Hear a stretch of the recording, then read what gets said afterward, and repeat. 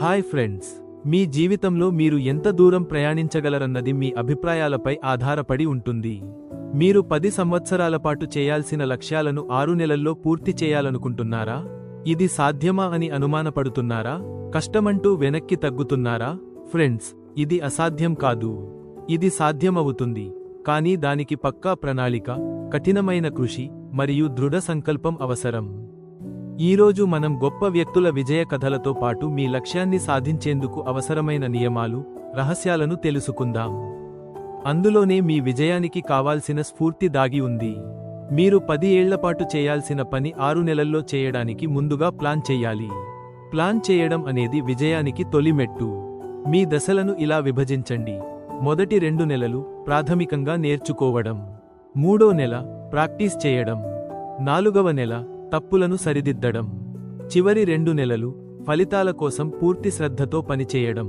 ఉదాహరణకు, మీరు ఒక స్కిల్ నేర్చుకోవాలని అనుకుంటే, మొదటి 2 నెలల్లో ఆ స్కిల్ గురించి పూర్తిగా నేర్చుకోండి. 3వ నెలలో రోజుకు 2 గంటల పాటు దానిని ప్రాక్టీస్ చేయండి. 4వ నెలలో మీ పనితీరును ఇతరుల ద్వారా రివ్యూ చేయించండి.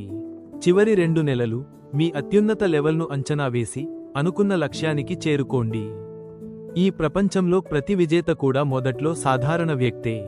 కానీ వారు చేసిన ప్రధాన మార్పు ఏమిటంటే సంకల్పం, కష్టపాటు మరియు సమయపాలన. శ్రీనివాస రామానుజన్ గారు తనకు సరైన చదువు లేకపోయినా తనలోని ఆంతరంగిక శక్తితో ప్రపంచ ప్రసిద్ధ గణిత శాస్త్రవేత్తగా ఎదిగారు.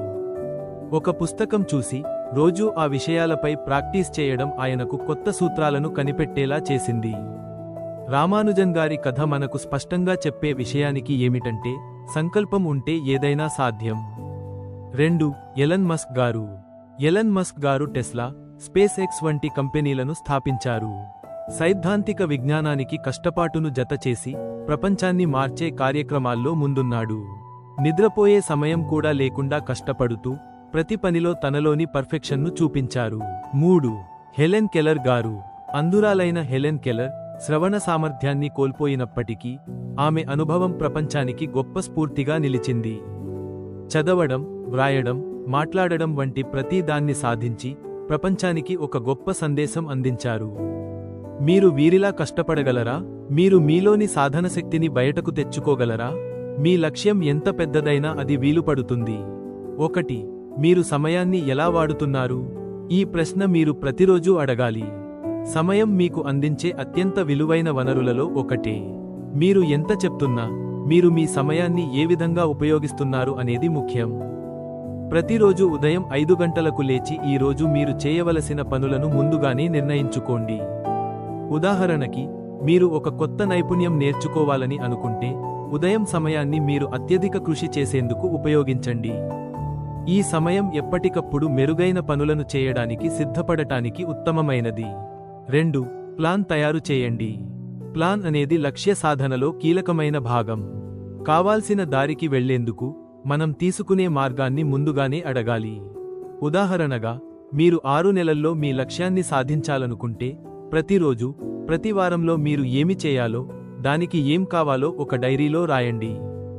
ఇలా చేయడం వల్ల మీరు ఏ దిశలో ఉన్నారో తెలుసుకుంటారు మరియు అవసరమైన మార్పులు కూడా చేస్తారు. ప్లాన్ చేయడం ఒక రహస్యంగా, విజయం పొందే దారిగా మారుతుంది. 3. డిజిటల్ డిటాక్స్ చేయండి. సమయాన్ని వృధా చేసే ప్రాముఖ్య కారణాలలో ఒకటి సోషల్ మీడియా.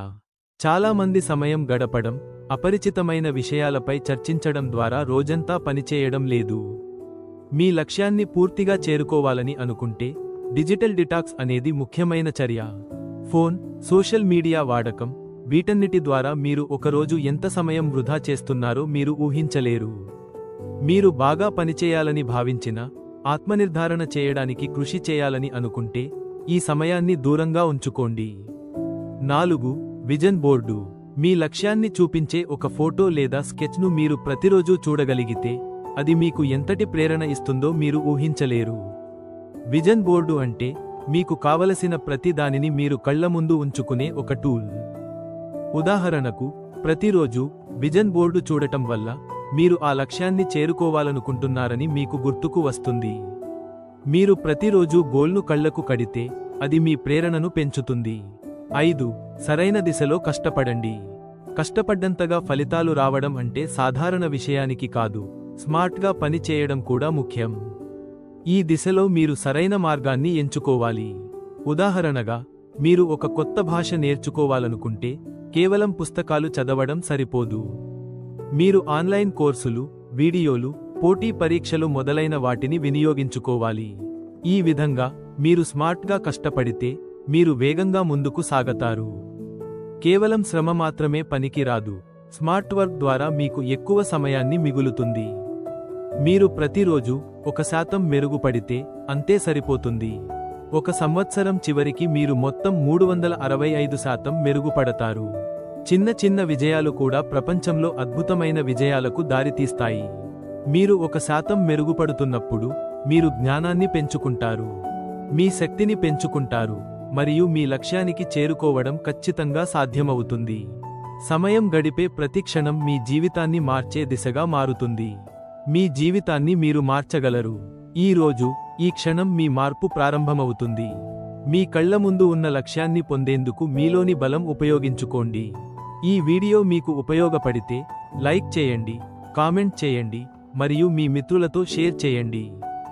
మరిన్ని ప్రేరణాత్మక వీడియోల కోసం మా ఛానల్ను సబ్స్క్రైబ్ చేయడం మర్చిపోవద్దు.